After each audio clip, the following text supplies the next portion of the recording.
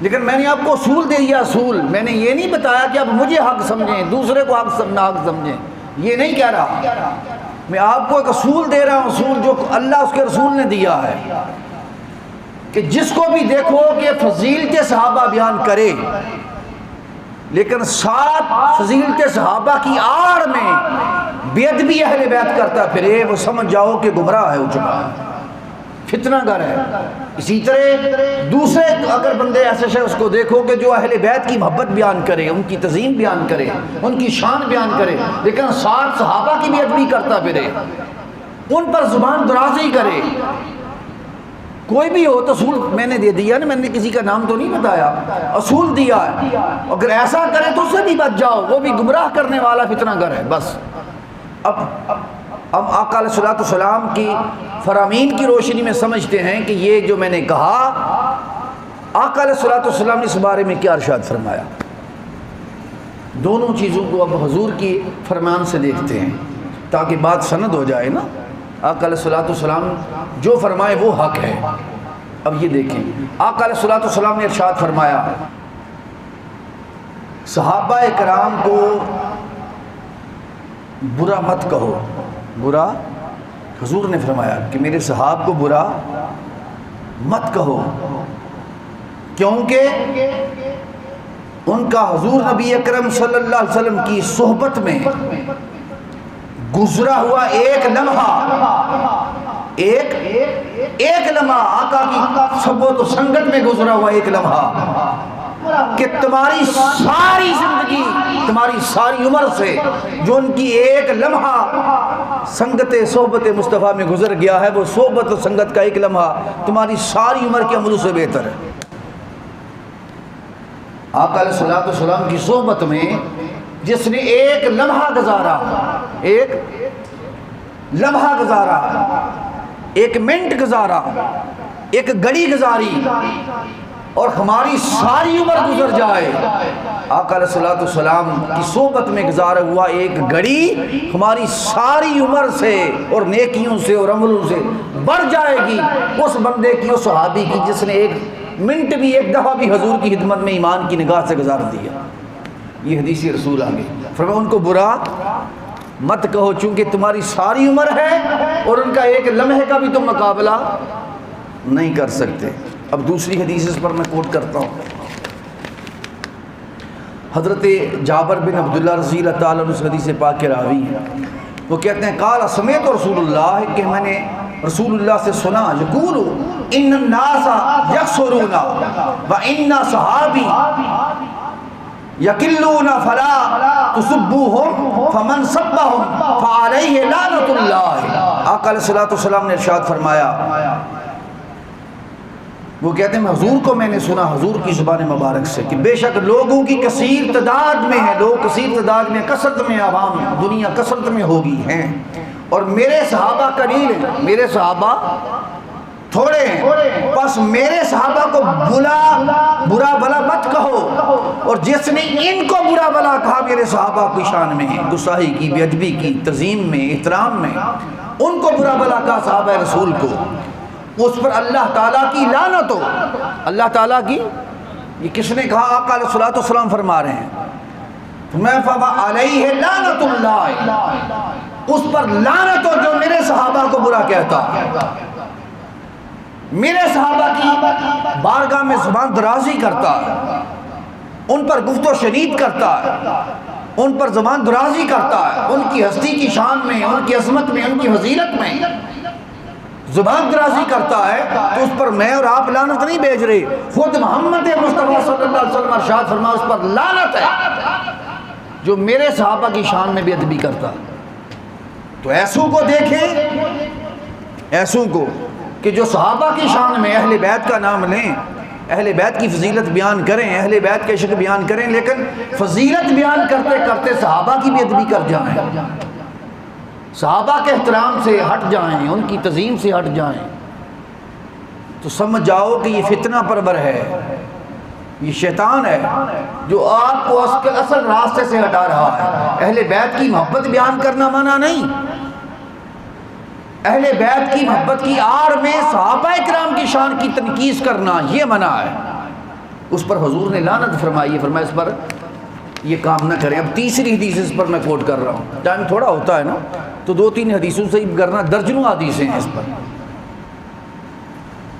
آقا علیہ الصلوۃ والسلام نے ارشاد فرمایا قال اذا ذکر صحابی فامسکوا واذا ذکرت النجوم فامسکوا واذا ذکر القدر فامسکوا۔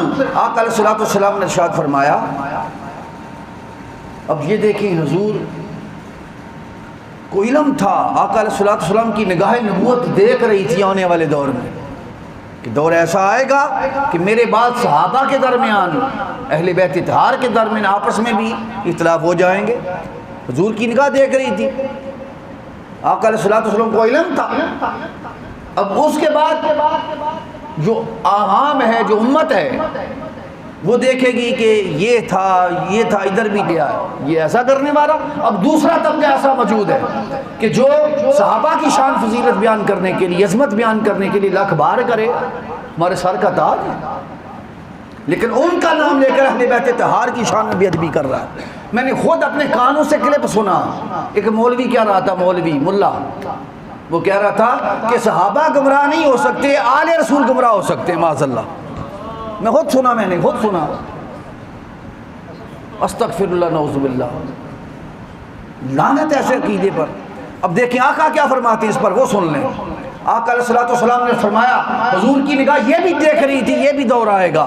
حضور نے فرمایا، آقا علیہ الصلوۃ والسلام نے، صحابہ کرام جمع تھے، اپنا جب عمرہ حج آخری حجۃ الوداع کر کے آئے حضور تو جمع کیا، جو آپ کو مشہور واقعہ غدیر قوم والا۔ اس میں پہلے وہ تو ایک حصہ سناتے ہیں نا مولا علیہ السلام والا، لیکن پہلے یہ صرف نہیں ہوا، پورا واضح آپ نے آقا علیہ الصلوۃ والسلام نے فرمایا، وہ آپ کو سنانا چاہتا ہوں۔ آقا علیہ الصلوۃ والسلام نے ارشاد فرمایا،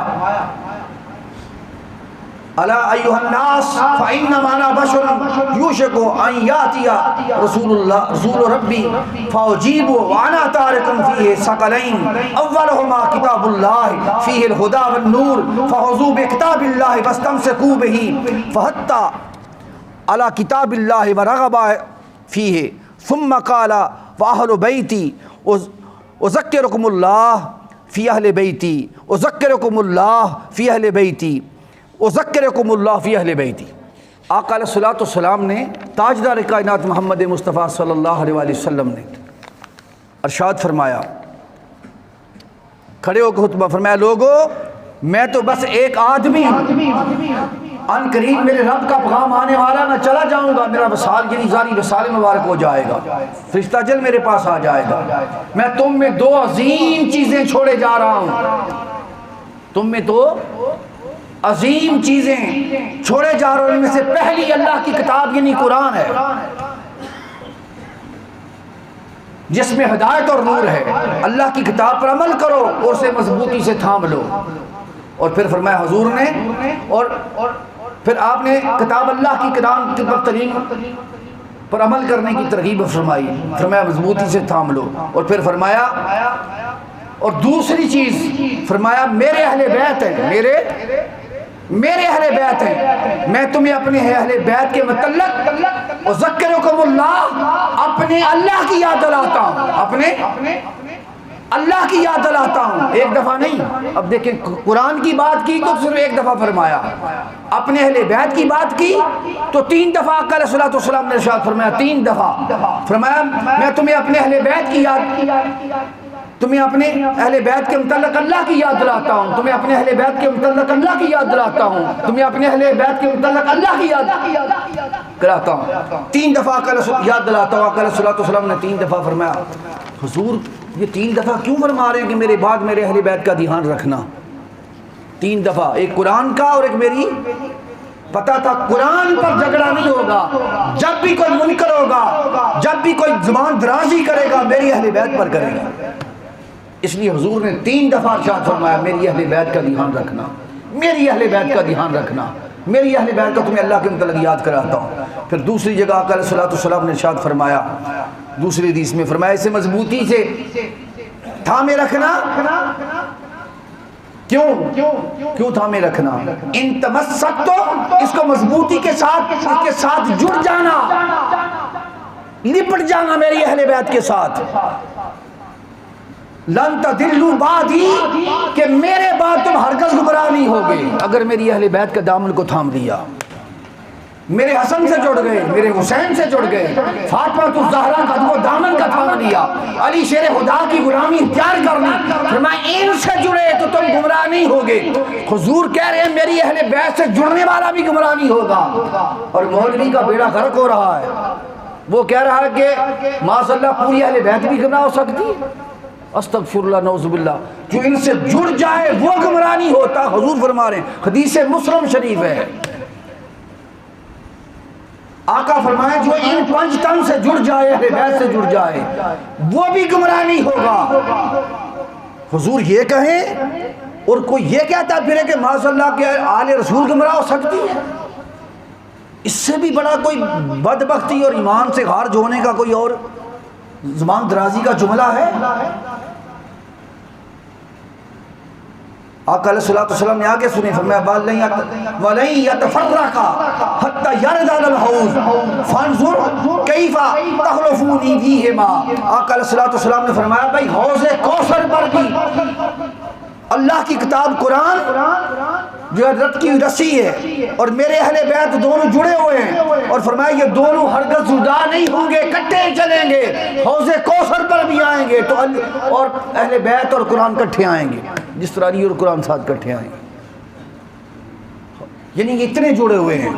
فرمایا کہ میرے بعد، اب حضور نے جملے دیکھے، فرمایا فانظروا میں دیکھوں گا کیف تخلفونی فیہما کہ میرے بعد ان سے کیا سلوک کرتے ہو، میرے بعد ان سے تم کیا سلوک کرتے ہو.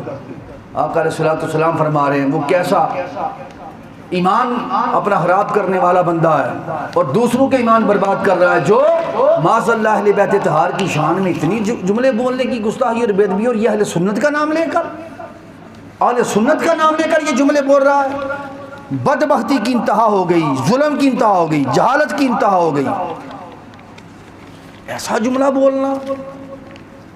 آقا علیہ الصلوۃ والسلام نے فرمایا کل، قرآن میں ہے، فرمایا کل لا اسألکم علیہ اجرا. حبیب نے فرما دی میں تم سے کوئی اجر طلب نہیں کرتا. الا المودۃ فی القربى، صرف اپنے قرابت داروں کی مودت طلب کر رہا ہوں، مودت طلب کر رہا ہوں. مودت محبت کیا ہے؟ محبت کے بغیر بندہ زندہ رہ سکتا ہے. اہل علم نے لکھا کہ مودت وہ ہوتی ہے جس طرح مچھلی پانی کے بغیر زندہ نہیں رہ سکتی، یہ مودت ہے. فرمایا اتنی محبت کرو میری اہل بیت سے، میرے حسن سے، میرے حسین سے، علی شیر خدا سے، فاطمہ الزہرا کا وہ محترم، اس طرح جڑ جاؤ کہ ان کے بغیر تمہاری جان ہی نہ بچے، زندگی نہ بچے.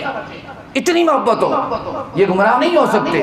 اور آقا علیہ الصلوۃ والسلام نے فرمایا جب اللہ نے فرمایا کہ تم سے کوئی اجر طلب نہیں کرتا، حبیب فرما دیں، تو صحابہ سے پوچھا، حضرت عبداللہ ابن عباس سے پوچھا آپ کی قرابت سے کیا مراد ہے؟ اس قرابت سے مراد کیا ہے؟ حضرت عبداللہ ابن عباس اور دیگر صحابہ نے بتایا، وہ کہتے ہیں اس سے مراد آپ کی قرابت جن کی محبت ہم پر واجب ہے حضور وہ کون سی ہے، کس سے محبت کریں؟ تو حضور نے فرمایا، آپ نے فرمایا علی، فاطمہ اور ان کے دونوں بیٹے حسن و حسین، جن کے حضور نے نام لے کے بتا دیا آقا علیہ الصلوۃ والسلام. تو ایسوں کو دیکھو کہ جو میں نے پھر دوبارہ دوہرا رہا ہوں کہ دونوں طرف سے فتنہ و فساد آ رہا ہے. جو صحابہ کا نام لے کر اہل بیت کی طرف گمراہی کریں، یا اہل بیت کا نام لے کر صحابہ کی بھی ادبی کرتے پھریں. کسی طبقے کو دیکھو کہ اہل بیت کی شان بیان کرے اور صحابہ کی شان میں بے ادبی کرے، اس سے بھی بچ جاؤ. اور جو صحابہ کی شان بیان کرے اور اہل بیت کی بے ادبی اور جملے اور بکواس کرتا پھرے، اس سے بھی بچ جاؤ. ایمان سے ہٹ جائیں گے. رستہ حق یہ ہے کہ تعظیم صحابہ بھی رہے اور غلامی اہل بیت کے جینا اور مرنا بھی رہے. یہ دونوں دامن، دونوں رسیاں تھامے رہیں، قرآن سے بھی جڑے رہیں، اہل بیت طہار سے بھی جڑے رہیں. دونوں تعظیمیں اگر ہم اپنے اندر لازم اور واجب کر لیں گے تو تب ایمان بچے گا، وگرنہ کسی ایک طرف سے بھی ہاتھ ڈھیلا پڑ گیا نا، تھوڑا سا بھی کہیں سے بھی، تو دامن مصطفیٰ چھوٹ جائے گا. حضور کا دامن چھوٹ جائے گا، کیونکہ آقا علیہ السلام کے دامن سے جڑنا اور پھر حضور کا دامن چھوٹ گیا تو اللہ کی رسی چھوٹ جائے گی جو اللہ کی طرف جا رہی ہے، اللہ کی رضا سے بندہ ہٹ جائے گا۔ تو افراط اور تفریط سے بچنا ہے۔ نوجوان نسل بالخصوص، آپ سوشل میڈیا پر آپ دیکھتے موبائل دیکھیں، کسی کی جبہ اور قبا اور ٹوپی نہ دیکھیں، اس کی واضح و تقریر نہ سنیں، وہ دیکھیں کہ کر کیا رہا ہے۔ اگر صحابہ کے نام پر اہل بیت کی بے ادبی اور کرتا نظر آئے تو اس سے بچ جائیں۔ اسی طرح کہ اہل بیت کی محبت کے نام پر صحابہ کی تنقید کرتا، ان کی جو ادب و احترام کے درمیان دراڑیں ڈالتا نظر آئے تو اس سے بھی دور ہو جائیں، اس سے جڑیں جس سے یہ دونوں چیزیں ملیں، اہل بیت کی محبت بھی ملے انتہا پر اور تعظیم صحابہ بھی ملے، ادب صحابہ بھی ملے انتہا پر۔ جو کوئی ہو اس کے ساتھ جڑ جائیں، کوئی بھی ہو جس سے دونوں چیزیں مل جائیں، تعظیم صحابہ بھی ملے اور غلامی اہل بیت بھی ملے، تو اس سے جڑ جائیں۔ اللہ سے دعا ہے کہ اللہ ہمیں حق پر چلنے کی توفیق عطا فرمائے۔